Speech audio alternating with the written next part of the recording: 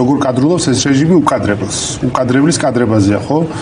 და ადამიანები უყურებენ იმას ყოველ დღე-ლამის ახალი დილა რო თენდება, რაღაც ისეც აკეთებენ, რის გაკეთებაც წარმოუდგენელი იყო, მაგრამ აკეთებენ გააქვთ თავს. სკერი აღარ არსებობს დიდი ხანი. აღარ არსებობს ამ გაკეთება. ოღონდ ამას არ თითქოს ერთი შეხედვით არ ხვდება წინააღმდეგობა, რომელსაც ეს იმისახურებს. ეს აჩენს მერე უიმედობას. და დიდი ხანია უკვე რეჟიმის ამოცანა აღარ არის, რომ ადამიანები დაარწმუნოს, რომ ის კარგია. მან კარგად იცის, რომ ადამიანს ვერ დაარწმუნებს თავისი კარგია, რომ თეორიულად თქვენ ხართ სუსტები. თქვენ ვერასდროს მე ვერ მაჭობებთ. ამ ნაწილში იმედის რწმენის დაბრუნება, რომ უკადრებლისთვის ფასის გადახდა მოგიწევს, არის ძალიან მნიშვნელოვანი. ახლა ამას საუბრობთ. ოღონდ ამას პოლიტიკური პროცესი სჭირდება, ხო? და სამწუხაროდ ამ ყველაფერს პოლიტიკური პროცესი არ ახლავს. პოლიტიკურ პროცესში არ გულისხმობ მხოლოდ პოლიტიკური პარტიების მონაწილეობას. ფართო პოლიტიკური. თავარი პასუხისმგებლობა პარტიები, მაგრამ არა მხოლოდ. აი ყველა საკანცლერო რომ ესენი ამზადებენ რაღაცა უფრო დიდს. აი ალბათ ფიქრობენ რომ სოხუმთანაც ხინვალთან დადებენ თავდაუსხმელობის ხელშეკრულებას. არის ფაქტობრივად აღიარებენ. როგორ უნდა მოვემზადოთ აი ამ ახალი რეალობისთვის, რომელიც კარს უკავშირებს. ძალიან მნიშვნელოვანი შეკითხვა, რომელიც პირდაპირ ხაზს უსვამს, რომ დღეს არ არსებობს ოპოზიციაში ერთიანი სტრატეგია. და ეს განხეთქილებები, სადაც მაგალითად მე და თქვენ კამათობთ, როგორი სტრატეგია აირჩიოს უნდა ნეიტრალურმა რიგითმა მოქალაქემ, არ ვამბობ მარტო პარტიებზე, რიგითმა მოქალაქემ, რა არის სწორი არჩევნებია, სწორი ბოიკოტია, სწორი ის მიდგომა, წავიყრუოთ ომის პროპაგანდა თუ არ წავიყრუოთ, ანუ ბევრი წყალგამყოფი საკითხია, რომელიც საბოლოოდ ასუსტებს ოპოზიციას.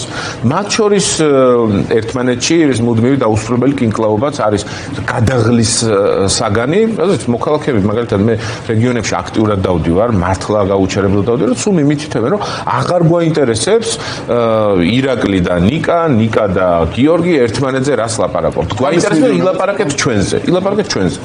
პროპაგანდა მუშაობს ნამდვილად, თუმცა მას გააჩნია ლიმიტები. ბრაზი ძალიან დიდია, ერთადერთი რასაც ელოდება საზოგადოების სრული უმრავლესობა არის ის, რომ ოპოზიცია შეთანხმდეს რაღაც ტიპის საერთო სტრატეგიაზე. ან ისეთ სტრატეგიაზე, რომელიც ერთმანეთთან რადიკალურ წინააღმდეგობაში არ იქნება. ანუ ამას ელოდება. ეს გამოიწვევს იმედის გაჩენას.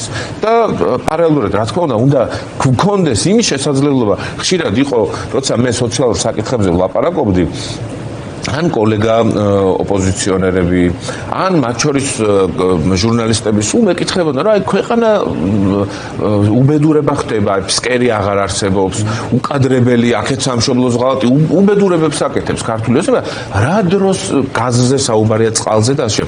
ჩვენ უნდა გქონდეს შესაძლებლობა, იმიტომ რომ საზოგადოების ყველა სეგმენტი, ბევრი სეგმენტია, არ არის ერთფეროვანი რაღაცა მასა, რაღაც ერთი ჯგუფი, განსხვავებული ადამიანები, განსხვავებული სოციუმები, რომელიც სხვადასხვანაირად აღიქვამენ, რატომ არის ქართული ოცნება ცუდი.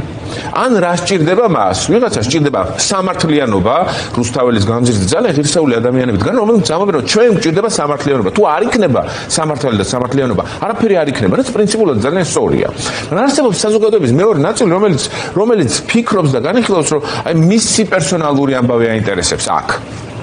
აი ამბობს, რომ მე მჭირდება წყალი. მაგალითად, როგორც სასმელი წყალი მჭირდება სარწყავი წყალი, მჭირდება გზა, რომელიც არ მაქვს, გაზი, საბავშვო ბაღი, სკოლა, რომელიც დაანგრიეს და არ ააშენეს და ასე.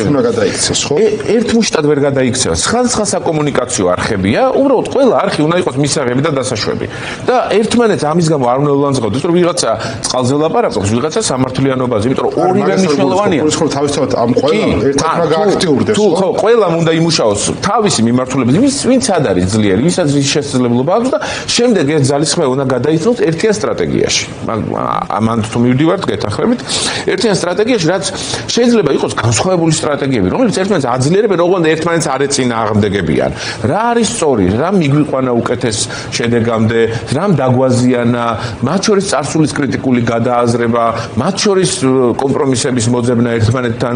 იმიტომ სხვანაირად ჩვენ ხედავთ, რომ პროპაგანდა თავის საქმეს აკეთებს, ზეწოლა და რეპრესიები თავის საქმეს აკეთებს და ამ დროს მხოლოდ ივანიშვილი რჩება ძალაუფლებაში თავისი ძალიან ცუდი, ძალიან ანტიქართული, ძალადობრივი რუსული გადაწყვეტილებებით, ამას სხვა ახსნა არ აქვს, მაგრამ ჩვენ გარდა იმისა, რომ ხო, კეთილსინდისელი ადამიანები ვართ, არ გვეშინია არც ციხის, არც ბრძოლის, არც ზეწოლის, არც დაყადაღების და ასე შემდეგ, ამის მიღმა უნდა ვაჯობოთ გონიერებით და საერთო ენა მოვძებნოთ.